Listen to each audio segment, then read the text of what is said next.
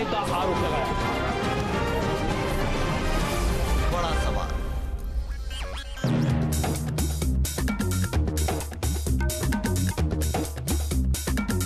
आप देख रहे हैं बड़ा सवाल। नमस्कार, मैं हूं अजय कुमार और आज का बड़ा सवाल आपके सामने जो प्रमुखता से हम सामने रख रहे हैं, क्या चुनावों में हिंदुत्व ही सबसे बड़ा मुद्दा है? इस बार के चुनाव में चाहे आप विधानसभा की बात करें या फिर लोकसभा के चुनाव की बात करें, क्या हिंदुत्व ही वो मुद्दा है जिस पर हर कोई चर्चा करता दिखाई देगा? चाहे गोत्र की चर्चा हो या फिर जनेऊ की, क्या यही है वो सियासत जो आज सामने होगी? क्या यही सियासत पर भारी पड़ती दिखाई देगी? आज मुद्दे गौण रहेंगे।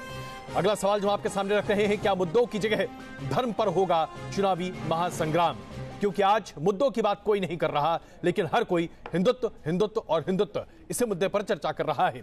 कुछ ही देर में हमारे साथ सुधांशु मित्तल जी जुड़ेंगे भारतीय जनता पार्टी से, अभय दुबे जी नेशनल कॉन्फ्रेंस से, नेशनल कांग्रेस से इस वक्त हमारे साथ मौजूद हैं, संगीत रागी जी संघ के विचारक हमारे साथ हैं, विजय शंकर तिवारी जी वीएचपी से हमारे साथ मौजूद हैं, जफर अमीन साहब समाजवादी पार्टी से हमारे साथ हैं और वसीम गाजी जो कि मेंबर हैं ऑल इंडिया बाबरी मस्जिद एक्शन कमेटी के इस वक्त हमारे साथ मौजूद हैं। आप सबका स्वागत है।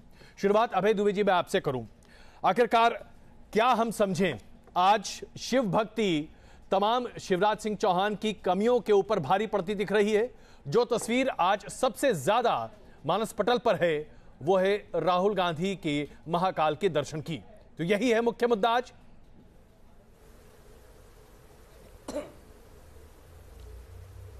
हाँ अजय जी, आप अगर मध्य प्रदेश, छत्तीसगढ़, राजस्थान में आएंगे तो एक प्रमुख खबर सारे रीजनल चैनल्स पर और अखबारों में पाएंगे। मध्य प्रदेश में चल रहा है 40 दिन 40 सवाल। कमलनाथ जी ट्वीट करके मिनिस्ट्री वाइज मोदी सरकार से जानिए मामा सरकार की बदहाली का हाल, 40 दिन 40 सवाल। हम पूछ रहे हैं कि क्यों 38% मेडिकल इंफ्रास्ट्रक्चर मध्य प्रदेश में कोलैप्स हो गया, मोदी जी बता रहे हैं। हेल्थ प्रोफाइल मोदी जी की बताती है कि हिंदुस्तान में सबसे ज्यादा 35 लाख लोग एक्यूट रेस्पिरेटरी इन्फेक्शन से मध्य प्रदेश में ग्रसित हैं, 18 लाख लोग डायरिया का शिकार हैं, 48 लाख बच्चे अंडर नरिश मध्य प्रदेश में हैं, 32% बच्चियों की, नाबालिग बच्चियों की शादी हो जाती है, 46,000 बच्चियों के साथ बलात्कार हुआ है। तो ये बताइए, अगर रीजनल राज्यों में लोएस्ट, अगर आज लेवल पर मध्य प्रदेश में आप ये तमाम मुद्दे उठा रहे हैं, तो नेशनल स्पेस में जहां पर नेशनल टेलीविजन की बात करें या फिर अखबारों की बात करें, हर जगह राहुल गांधी के महाकाल की दर्शन की तस्वीरें क्यों छाई हैं? क्यों सबसे ज्यादा आज यही चीज सुर्खियां बटोर रहा है? देखिए, बहुत ही प्रासंगिक प्रश्न किया और राहुल जी ने इस बात को आज पत्रकारों के साथ उनका इंटरेक्शन था, अभिभूत थे सारे पत्रकार कि राहुल जी हम चाहते हैं कि ये आपका स्वरूप देश भर में दिखाई दे। तो राहुल जी ने स्वयं ने कहा कि आप दिखाना प्रारंभ कीजिए, मुद्दों पर बात कीजिए कि मोदी सरकार, शिवराज सरकार, रमन जी, रानी साहिबा, इन लोगों ने आखिर किया क्या है, आप उनका भी पक्ष लीजिए, मगर सिर्फ इन धर्म के मुद्दों को आधार बनाकर देश की राजनीति को करना बंद कर दीजिए। ये हमारी आस्था का प्रश्न है। और राहुल जी ने चुनौती दी कि हिंदू धर्म पर मैं चुनौती देता हूं कि बहस करे भारतीय जनता पार्टी मुझसे कि आखिर हिंदू धर्म क्या है और आप किस हिंदुत्व को परिभाषित करते हैं जो हिंदुस्तान के स्वभाव से बिल्कुल अलग है। आपने तो बहुत महत्वपूर्ण बात कही और संगीत रागी जी बहुत जोर से मुस्कुरा रहे हैं। बात और विश्वास जी, मुझे लगता है कि संगीत रागी जी की एक बात सुन लीजिए, फिर आप अच्छा जवाब दे पाएंगे उसके लिए। संगीत रागी जी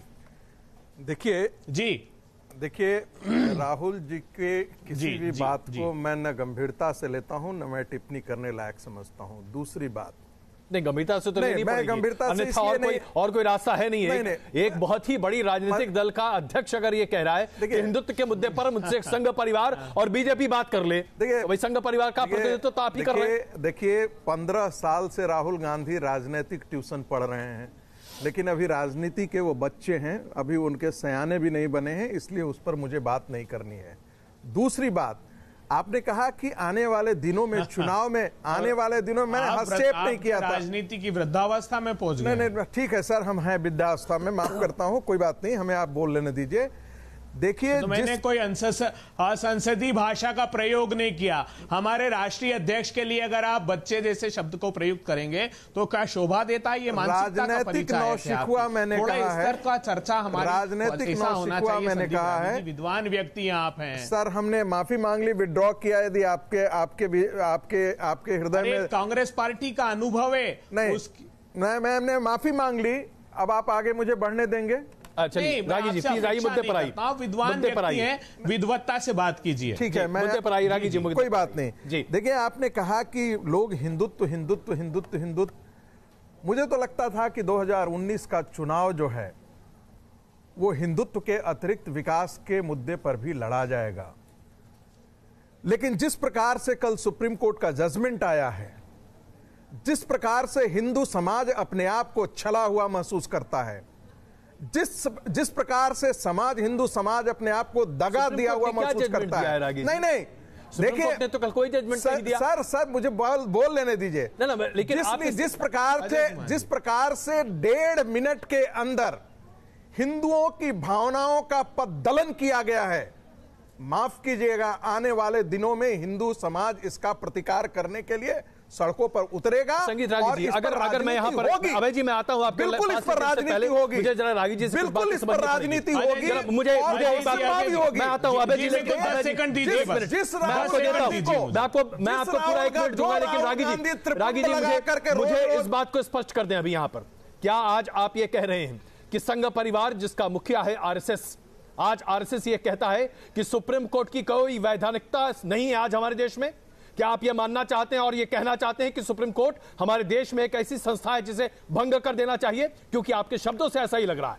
सुन लीजिए, दो बातें, मैं संघ का कोई प्रवक्ता नहीं हूं, मैं एक हिंदू आइडियोलॉग हूं और मुझे ऐसा बोलने का अधिकार है एज ए हिंदू आइडियोलॉग। एक दूसरी बात, मैं सुप्रीम कोर्ट के किसी माननीय न्यायाधीश का तिरस्कार नहीं कर रहा, मैं किसी सुप्रीम कोर्ट के माननीय न्यायाधीश के प्रति विपरीत टिप्पणी नहीं कर रहा, लेकिन सुन लीजिए, जज की बात कोई भी संस्थान लोक चेतना से बड़ी नहीं हो सकती है। वी द पीपुल जिसमें नहीं आता है, क्या आप समझते हैं? वी द पीपल से राम मंदिर के लिए आता है क्या? सुन लीजिए, नहीं जी, राम मंदिर के लिए है? साल से जो चीजें पड़ी हुई हैं, जिस सुप्रीम कोर्ट पर हर कोई व्यक्त करता है, सुप्रीम कोर्ट को आप नकार रहे हैं, लायक नहीं समझते हैं आप नक्सलियों को सुनने के लिए बहस का मुद्दा है, सुन लीजिए, बहस जरूर करेंगे, नक्सलियों को सुनने के लिए आप खुद जाते हैं मुद्दे पर हम अलग से बहस करेंगे। अजय जी 10 सेकंड दीजिए, अभय जी, लेकिन राम मुद्दे पर चुप्पी ऐसी अभय दुबे जी लटकाने का प्रयास हम इस पर बात करेंगे। जी अभय दुबे जी, 2019 में महत्वपूर्ण बात रखना चाहता हूं जी, अभय दुबे जी, जी बहुत ही महत्वपूर्ण बात मैं करना चाहता हूं। देखिए अजय जी, मैं पूछना चाहता हूं मेरे विद्वान साथी से, देखिए ये अगर न्यायालय के 1.5 मिनट के निर्णय के प्रति ये वक्तव्य देते हैं, तो भारतीय जनता पार्टी के 30 साल के आचरण के प्रति क्या वक्तव्य देंगे? अरे छोड़िए ना, आपके वकील को जाकर के यही चाह ही रहे थे, राष्ट्रीय स्वयंसेवक संघ के लोगों से पूछा गया आचरण तो ये कहा, देखिए मैंने आपके बीच नहीं बोला, सुन लीजिए सुप्रीम कोर्ट इन्होंने कहा कि हमें सत्ता दे दीजिए, हम मंदिर दे देंगे, और जब सत्ता दी तो कहा गठबंधन की मजबूरी है,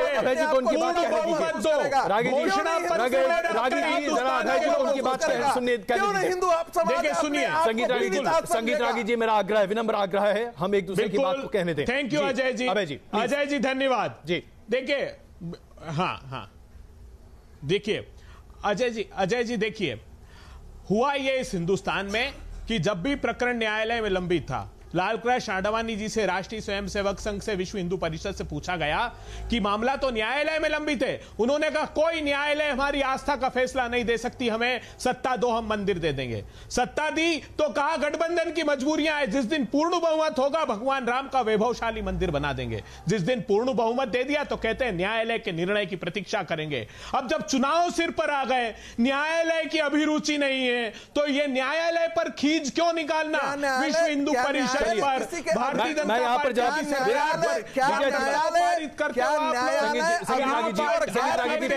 मुझे जरा यहाँ पर विजय शंकर तिवारी जी को शामिल करना दीजिए। विजय शंकर तिवारी जी, क्या आज हम पूरे समाज के तौर पर सुप्रीम कोर्ट पर इस तरह से आक्षेप कर सकते हैं? क्या ये अपने आप में सही है? पार्लियामेंट की सारी गरिमाएं उस दिन हो जाएंगी सुप्रीम कोर्ट लोकतंत्र के ऊपर नहीं होता है। आपके पास प्रचंड बहुमत है, देश की संवैधानिक प्रचंड बहुमत थे। मैं उत्तर भी देता हूँ। आप ध्यान रख लीजिए, एक मिनट आप ध्यान रख आपके लीजिए। संगीत रागी जी जरा 1 मिनट, संगीत रागी जी 1 मिनट, विजय शंकर जी प्लीज आइए। संगीत रागी जी मैं क्षमा चाहता हूँ, विजय जी को अपनी बात कहने दीजिए। संगीत रागी जी प्लीज, संगीत रागी जी प्लीज, विजय जी। जब संसद के अंदर संसद के सांसद कांग्रेस के अध्यक्ष श्रीमान राहुल जी कहते हैं महाभियोग लाने के लिए, तब सुप्रीम कोर्ट की बड़ी इज्जत बढ़ रही थी। और जब सुप्रीम कोर्ट के 4 जज, एक मिनट जब सुप्रीम कोर्ट के 4 जज प्रेस के सामने सड़क पर आ जाते हैं, सुप्रीम कोर्ट की इज्जत बहुत अच्छी बढ़ जाती है। और ये कराने वाले आप लोग हैं सबको।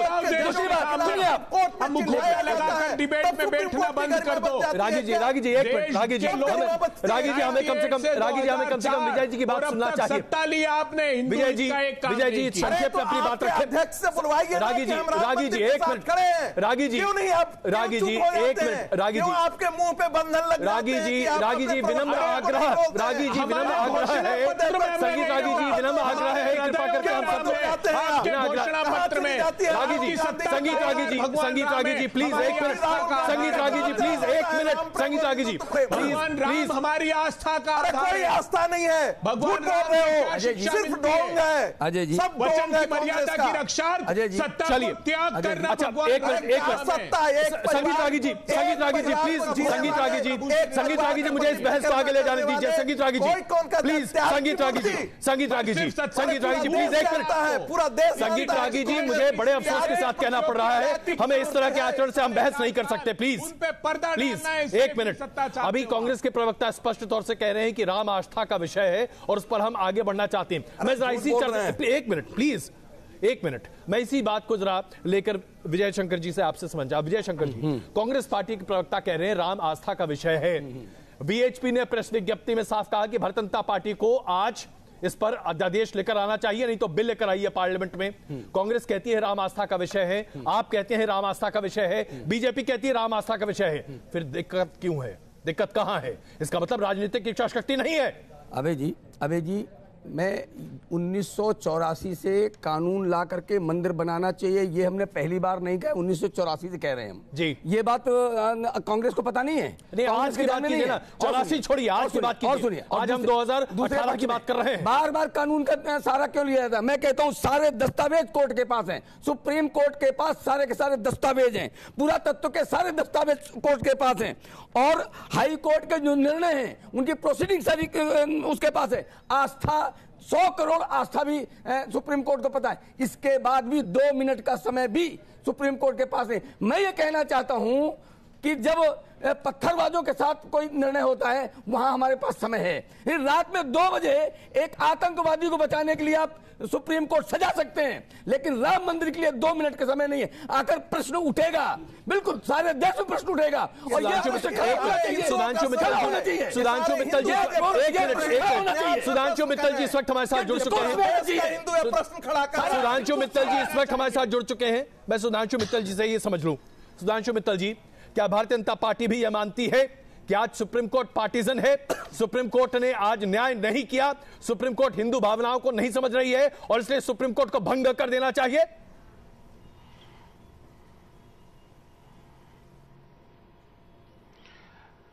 देखिए, किसी भी राजनीतिक संगठन के लिए ये सब जो बातें आपने कही है, ये कहना ही अनुचित होगा। सर्वोच्च न्यायालय को न्यायिक प्रक्रिया में काम करना है, लेकिन जो देर हो रही है इस विषय में वो एक चिंता का विषय है।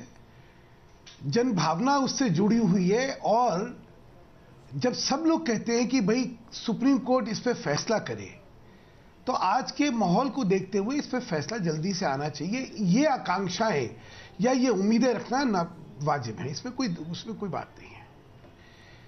प्रश्न यह है कि राम जन्मभूमि पर राम मंदिर बनना चाहिए नहीं बनना चाहिए। भाजपा स्पष्टता से कह चुकी है और मानती है कि वहां पे मंदिर बनना चाहिए। अब 3 ही विकल्प है कि न्यायालय, उच्चतम न्यायालय अपना फैसला दे दे जी, या फिर आपसी रजामंदी होगी या कोई कानून बनेगा। तो आपके पास रास्ता क्या है? फैसले की तरफ लोग जी, आज भारतीय जनता पार्टी के सामने रास्ता क्या है? जल्दी आएगा तो शायद देश के लिए अच्छा रहेगा। नहीं, कि आज भारतीय जनता पार्टी के पास रास्ता क्या है, विकल्प क्या है? देखिए, मैं बताता हूं। एक हमेशा याद रखिएगा अनिल जी कि जो संवैधानिक विकल्प हैं वो हमेशा हर एक के सामने होते हैं। अच्छा, संवैधानिक विकल्पों की चर्चा करना या उसकी मांग करना या उस पर विचार करना असंवैधानिक कैसे हो जाता है मुझे नहीं पता। मैं बार बार चर्चा में लोगों से सुनता हूं कि साहब आप बहुत बड़ा घेरा बना रहे हैं। सीधे मुख्य बिंदु पर आइए ना। आज दो रास्ते हैं, या तो पार्लियामेंट में संसद में बिल लाया जाए और उस पर चर्चा हो, या फिर अध्यादेश लाया जाए। बिल लाने में कहीं कोई दिक्कत है क्या, कोई अड़चन है क्या? अभय दुबे जी कांग्रेस के प्रवक्ता इस वक्त हमारे साथ बैठे हैं, कह रहे हैं कि राम आस्था का विषय है। जब कांग्रेस पार्टी कहती है कि राम आस्था का विषय है, भारतीय जनता पार्टी कहती है राम आस्था का विषय है, तो फिर दिक्कत कहां है? आपके पास तो पूर्ण बहुमत है, बिल लाइए, पास कीजिए। बिल्कुल, बहुत अच्छी बात सुनिए, बहुत अच्छी बात कही इन्होंने।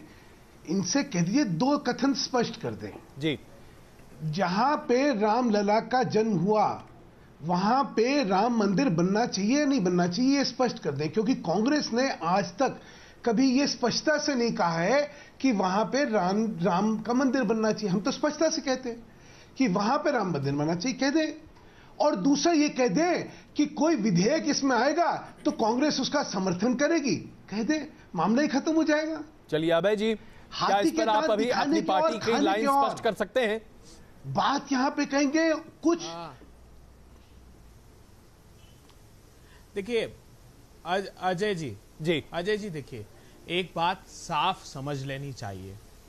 भारतीय जनता पार्टी ने सत्ता ही इस बात पर हासिल की है कि सत्ता दीजिए, हम भगवान राम का मंदिर दे देंगे घोषणा पत्र में रखकर।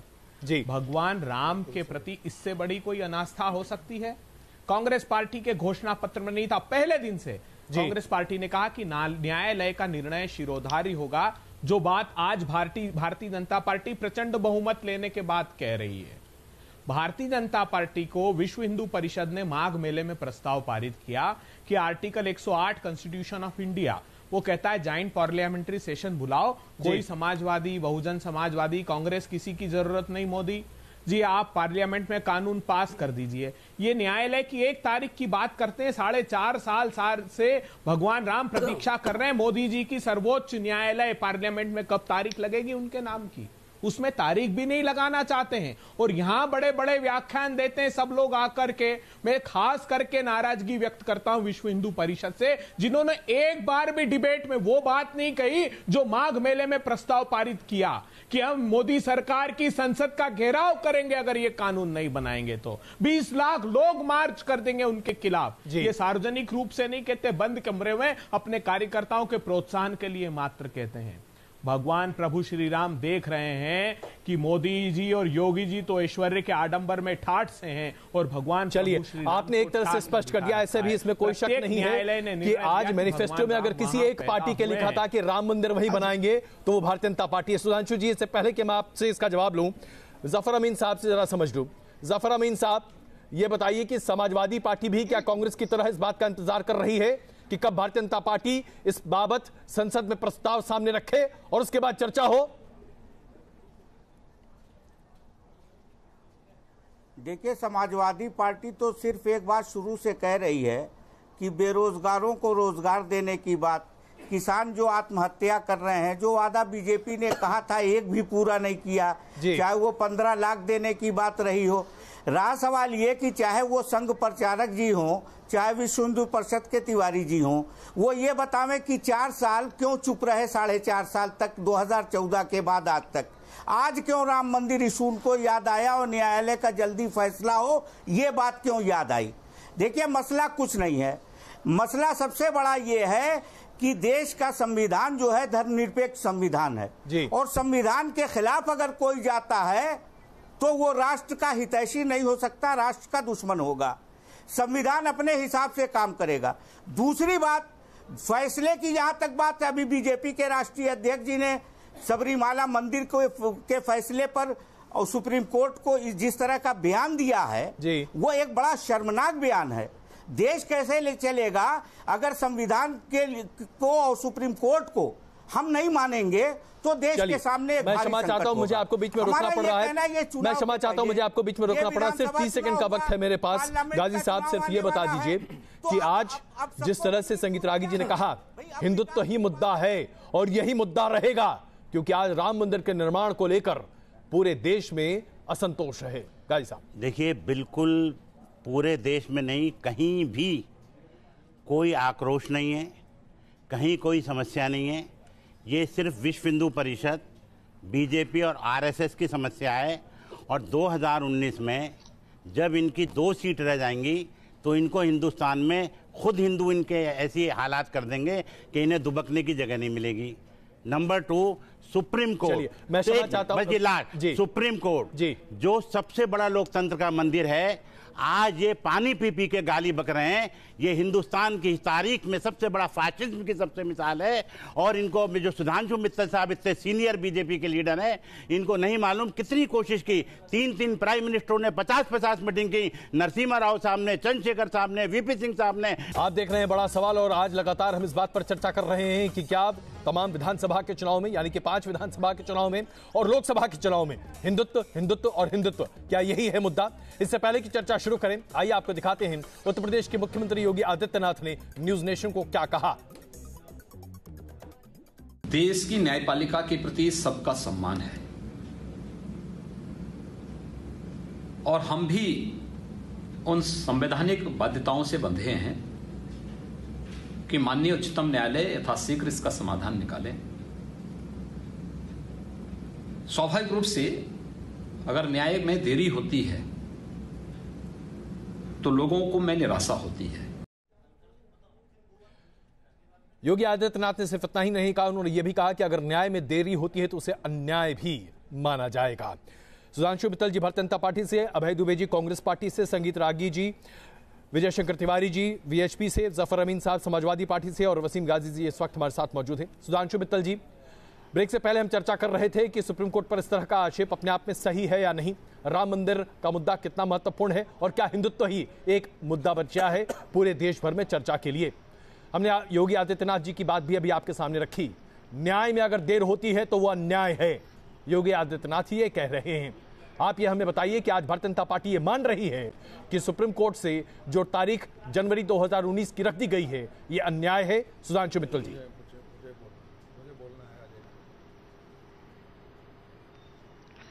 ऐसा है अजय जी, ये कहावत शुरू आदिकाल से आई है कि justice delayed is justice denied, और उसी कहावत को अगर अभिव्यक्त करा जाए तो ये सुप्रीम कोर्ट की अवमानना है। ये कथन जो है अपने आप में एक बड़ी विकृत मानसिकता का परिचय देता है। अभी अभय दुबे जी का आपने सुना, धारा 108 हिंदुस्तान के संविधान की, उसमें क्यों नहीं ले आते?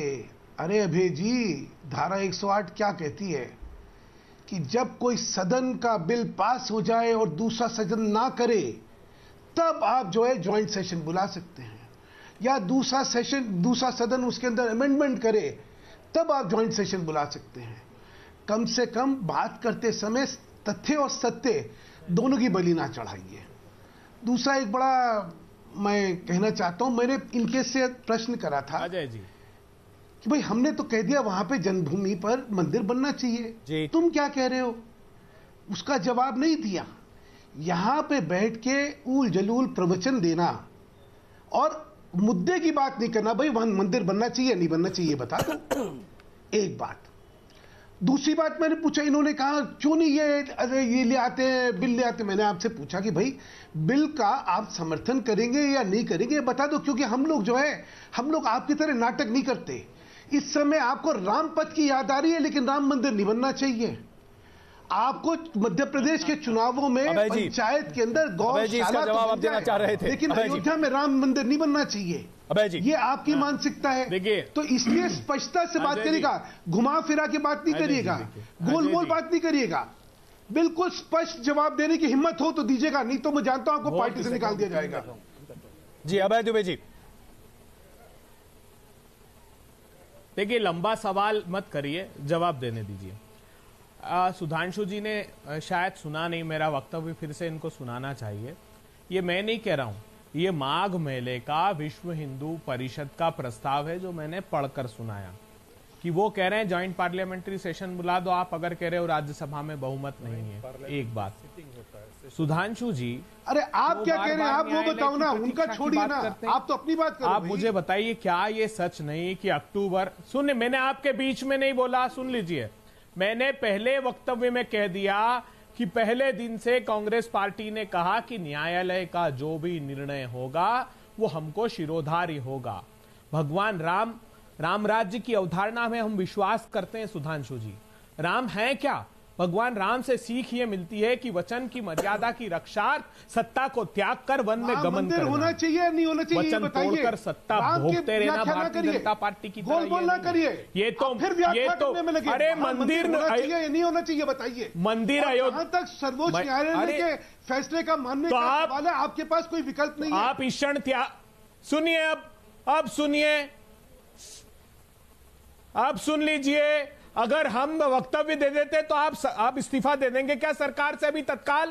बताइए मुझे, आपने सत्ता मांगी किस आधार पर कि मंदिर ला कर देंगे, हमें सत्ता दे दीजिए, हर हाल में मंदिर देंगे। अब जब मंदिर दे दिया तो मुखौटा लगा लिया। अरे भाई भगवान राम का निर्णय न्यायालय करेगी। पहले कहते थे कि कोई आस्था का फैसला न्यायालय नहीं करेगा। जाहिर सी बात है, मुद्दे पर दोनों पार्टियां अपने अपने बचाव के हर रास्ते का इस्तेमाल कर रही हैं और ये बात स्पष्ट यहाँ पर होती दिख रही है। संगीत रागी जी, आप अभी अपनी जी अभय जी, मैं आ रहा हूं आपके पास। एक मिनट, दोनों पार्टियों ने अपनी बात स्पष्ट कर दी जी। अच्छा चलिए, एक मिनट, सिर्फ एक मिनट अभय दुबे जी, सिर्फ एक मिनट आपके हर हाल में अजय जी, हर हाल में मंदिर अयोध्या में बनेगा भगवान राम का और पाखंडियों का अवसर नहीं मिलेगा, पुण्यात्माओं का अवसर मिलेगा। नहीं, चलिए ये बात तो स्पष्ट है, अयोध्या में राम मंदिर बनेगा, ये बात स्पष्ट है। आइए अब इसमें कहां पर और कैसे पेज की बात नहीं।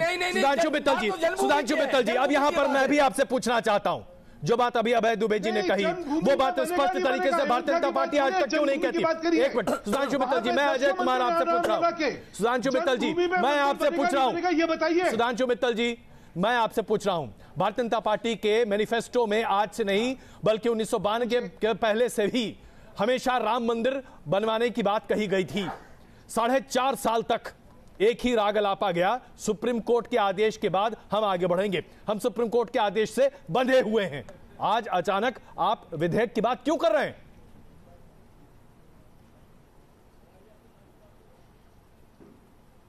अजय जी, कृपा करके हमारा जो है घोषणा पत्र पढ़ लीजिए जी। कांग्रेस बोले तो समझ आता है, आप जब बोलते हैं तो मुझे निराशा होती है। उसमें स्पष्टता से लिखा है, हमारी मान्यता है कि वहां पे जहां पे रामलला का जन्म हुआ वहां पे भव्य मंदिर बनना चाहिए जी। लेकिन उस मंदिर के बनने की 3 ही प्रक्रिया हो सकती हैं। पहली प्रक्रिया यह है कि सर्वोच्च न्यायालय उस मंदिर के बनने की 3 प्रक्रिया के बारे में आपके मैनिफेस्टो में कुछ नहीं लिखा है साहब। अरे भाई चुप रहिए ना, बोलिए ना, आप अपना ढकोसला बंद करिए। और तीसरा लिखा हुआ है, सुनिए, और तीसरा लिखा हुआ है या आपने जो है कानून बने। आपने ये तीनों जो है प्रावधान जो है उसका हमारे घोषणा पत्र में लिखा हुआ है। सुधांशु जी, मैं अजय कुमार फिर आपसे ये सवाल, अरे मैंने उल जलूल नहीं बोला, नहीं सुधांशु जी, मैं आपसे ये सवाल एक बार फिर आपके सामने रखता हूं। मैं ये सवाल आपके सामने फिर रख रहा हूं। बाकी सारे भाषण भारतीय जनता पार्टी के तमाम नेताओं ने हमेशा ये कहा कि सुप्रीम कोर्ट का जो फैसला होगा उसके आधार पर हम आगे बढ़ेंगे। ये बात स्पष्ट है कि नहीं? अरे आप धूल झोंक रहे हैं सत्ता के नाम पर सिर्फ। खैर चलिए, आइए हम जरा इसको बीजेपी कांग्रेस से थोड़ा सा और आगे लेकर चलते हैं। संगीत रागी जी, सुप्रीम कोर्ट, मैं फिर कह रहा हूं कि justice delayed is justice denied. आज तक का हमने तीनों चीज कही है और हर एक जो संवैधानिक विकल्प है वो किसी के लिए भी उपलब्ध है और किसी को भी उसकी मांग करना जायज होता है। चलिए, बिल्कुल जायज है, लेकिन पार्टी का रुख क्या है ये आप नहीं सामने रख रहे। संगीत रागी जी, आप बहुत क्षुब्ध हैं कि सुप्रीम कोर्ट से आपको राहत नहीं मिली, लेकिन ये बताइए कि अब विकल्प बचता क्या है, आगे का रास्ता क्या है? हिंदुत्व ही है क्या वो रास्ता जो 2019 तक लेकर जाता है? संगीत रागी जी, देखिए, मैं हिंदुत्व को राजनीति की और वोट की कसौटी पर कर करके नहीं इसे बोलूंगा। मैं 2 बातें कह रहा हूं। कल की सुनवाई से 2 चीजें निकली। एक, जो कांग्रेस की जो चिर परिचित पुरानी लंबित उसके मन की इच्छा थी कि तुरंत राम मंदिर मूवमेंट पर कोर्ट से निर्णय नहीं आए, वो सच साबित हुआ। दूसरी बात, जो संतों की आशंका थी, जिसे माघ मेले का उन्होंने कहा, संतों की जो आशंका थी कि कोर्ट में इस मामले को खींचा जाएगा, क्योंकि बहुत सारी शक्तियां जो हैं इसको उस दिशा में ले जाने के लिए तैयार हैं, कल वो भी शंका सच साबित हुई।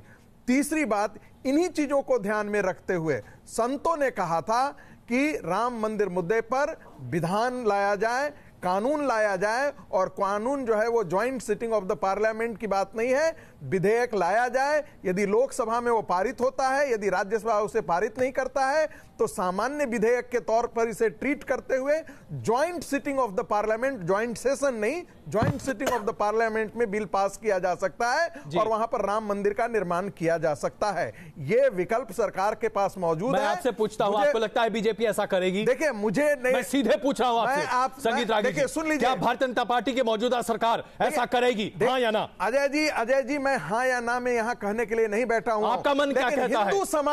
आपका मन क्या कहता है? हिंदू समाज का मन यही है कि भगवान राम लला का मंदिर वहां बने। हिंदू उस आक्रांताओं के द्वारा तोड़े गए सवाल जो अभी संगीत रागी जी के सामने में रखा है, मैं बीएचपी के सामने रखा हूं। बीएचपी बार बार कहती है कि ऑर्डिनेंस लाइए, ऑर्डिनेंस लाइए, लेकिन क्या आपको विश्वास है कि मौजूदा सरकार ऑर्डिनेंस लाएगी, हाँ या ना? अजय जी, मैं बहुत विश्वास के साथ कहता हूं जी कि ये कमिटमेंट भारतीय जनता पार्टी का भी है वहां पर मंदिर बनाने का, इसलिए इसी सत्र में कानून लाएगी सरकार, ये मुझे 100% विश्वास है और लाना भी चाहिए। लाएगी सरकार, आपको विश्वास है? लाएगी। सुधांशु मित्तल जी, संघ परिवार और उसके साथ साथ बीएचपी को ये उम्मीद है कि आप लेकर आएंगे। सुधांशु मित्तल जी, क्या ये होगा? अजय जी, क्या देश दूसरे हिंदू रिवॉल्यूशन की प्रतीक्षा कर रहा है? क्या 1990 का पूरा हक है, इस देश में हुआ था। सरकार में एक संवेदनशीलता है, बाकी टूट रहा है। सरकार क्या करेगी? सरकार उपयुक्त समय पर उसका फैसला करेगी। उसके विषय में मेरे को कोई कथन देना ना उपयोगी है ना उपयुक्त है। जफर अमीन साहब, आप कुछ कह रहे थे? जी, हमारा सीधा सा कहना है कि 4.5 साल तक कुछ नहीं बोले। आज जब पूरी तरह से भारतीय जनता पार्टी, केंद्र सरकार, प्रदेश सरकारें विफल हो गई, तो अब इसी इशू को उठाने में सब लोग मिलजुल के हवा दे रहे हैं। हम एक सवाल पूछना चाहते हैं विजय शंकर तिवारी जी से, संगीत रागी जी से और सुधांशु जी से कि ये बतावें कि अगर सुप्रीम कोर्ट जो फैसला सुनाता है, चाहे मंदिर के हक में या मस्जिद के हक में जो फैसला सुनाता है, क्या उस फैसले को मानेंगे ये लोग? यही इनसे पूछ लीजिए। हम ये कह रहे हैं कि ये निर्णय तुरंत इसलिए इस देश का हिंदुस्तानी यही चाहता है कि संविधान के फैसला माना जाए। अच्छा, चलिए सबसे पहले सुधांशु जी इसका जवाब दीजिए। सुप्रीम कोर्ट का फैसला जो भी हो, सुप्रीम कोर्ट, सुधांशु जी इसका जवाब दीजिए। सुधांशु जी। अजय जी, मैं बताता हूँ ना, सुनिए जी। अब वसीम गाजी जी कहते हैं कि उनसे पूछिए सुप्रीम कोर्ट का फैसला मानेंगे नहीं मानेंगे। अरे भाई, घुमा के बात ना करिए, जो मैं कह रहा हूँ नहीं, अजय जी इनसे पूछ लीजिए जो बात मैं कह रहा हूँ। अरे भाई, मेरी बात सुनिए, क्या हो गया? सारी खत्म लग रही है इस बात पर। अरे मैं वही बात का जवाब दे रहा हूँ, सुनने की हिम्मत रखिए भाई। आप में हिम्मत है बात सुनने की? बड़े अदब से मैं सुधांशु जी की बात सुन लेते हैं, प्लीज आइए जरा सुधांशु जी की बात सुन लेते हैं। मैं आप मेरी बात सुनने की हिम्मत रखिए ना। नहीं, जल्दी फैसले की बात कर रहे हैं, जो फैसला दे दे जो सर्वोच्च न्यायालय फैसला दे बात तो करिए, वो इस देश के नागरिकों पे बाध्य है। लेकिन उसके अगर कोई वैकल्पिक चुप रहते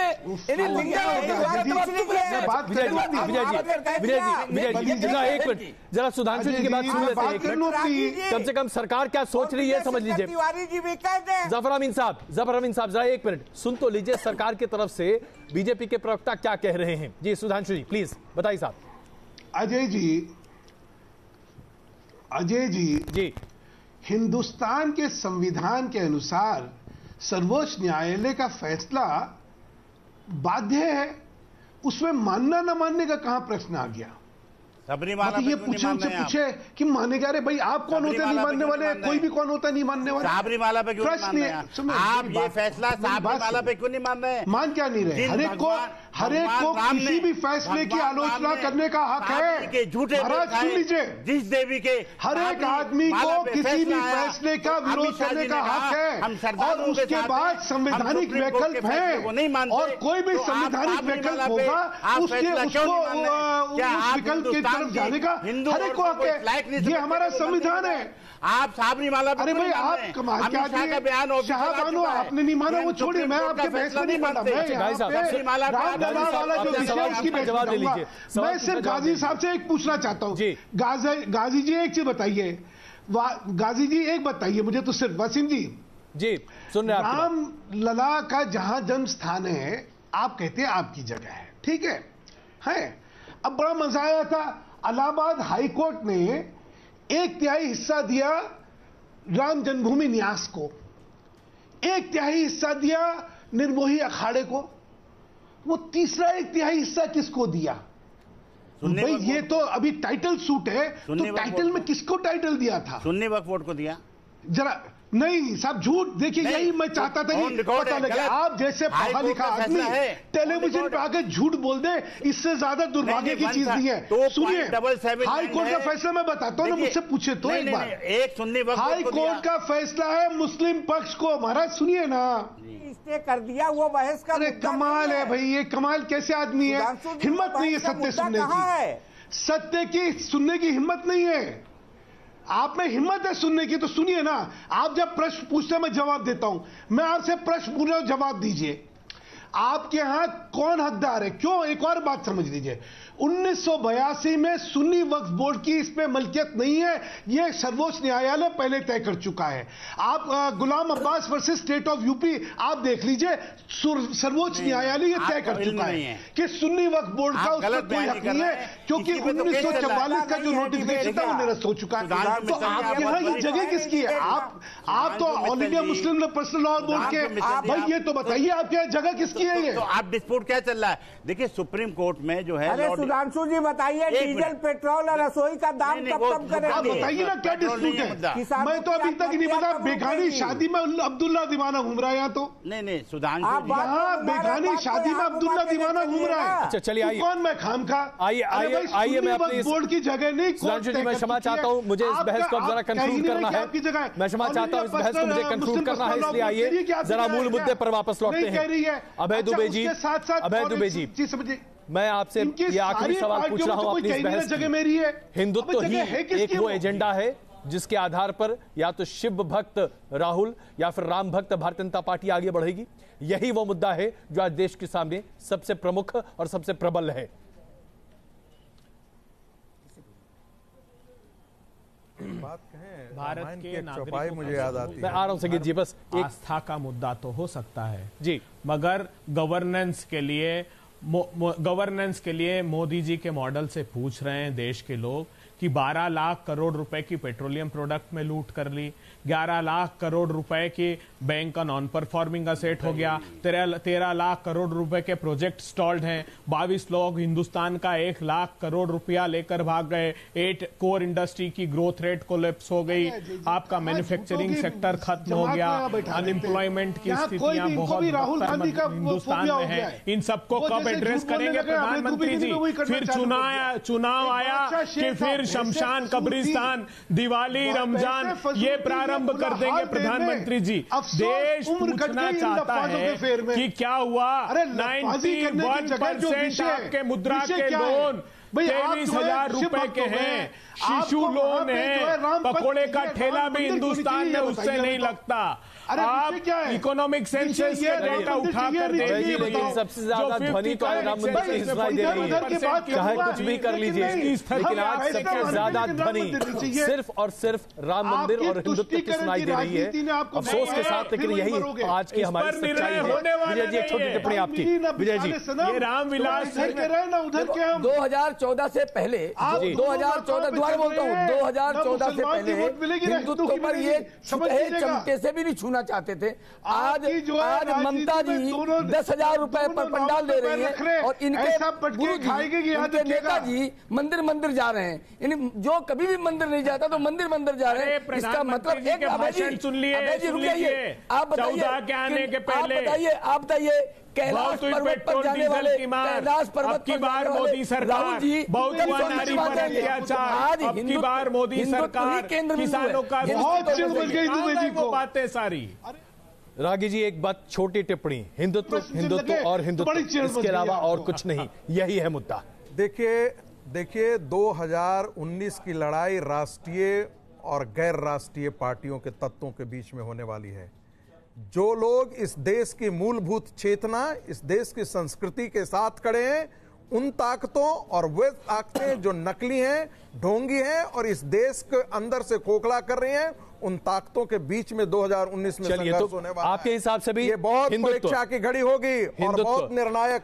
बहुत धन्यवाद आप सबका इस चर्चा में शामिल होने के लिए। क्षमा चाहता हूं, इस बहस को हम और आगे नहीं बढ़ा सकते, लेकिन हाँ ऐसा लगता है कि अभी से लेकर मई 2019 तक हिंदुत्व हिंदुत्व और हिंदुत्व, इसके अलावा कुछ नहीं। बड़ा सवाल में आज के लिए बस इतना ही। लगातार दिखते रहिए न्यूज़ नेशन।